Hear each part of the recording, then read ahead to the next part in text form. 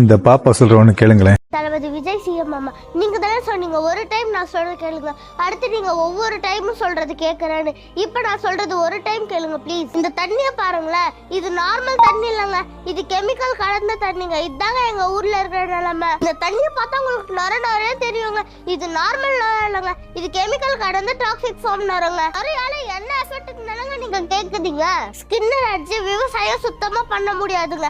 ஏன் கேக்குறீங்களா? அந்த நரம் வந்து ஒரு புல்லு மேல பட்டாலே அந்த புல்லே ஃபுல்லா பிளாக் ஆயிடுங்க. எப்படிங்க விவசாயம் பண்ண முடியும்? நீங்க தானம்மா உங்க பெத்தவங்கள்ட்ட சொல்லி விஜய் மாமாக்கு தான் வாக்களிக்கணும்னு சொல்லி வற்புறுத்தி அவங்கள வாக்களிச்சது. நீங்க நினைக்கிறீங்க நீங்க சொன்னோன்னு அவங்க கேட்டுருவாருன்னு. சிலப்ப கேட்பாரு, கேட்குற மண்ணில் அவருக்கு இருக்கலாம். ஆனா அவரால் முடியாதுமா. கர்நாடகாவில் போய் கர்நாடகா ஃபேக்டரிக்காரன் எல்லாம் ஒழுத்து மூட வைக்க முடியாது.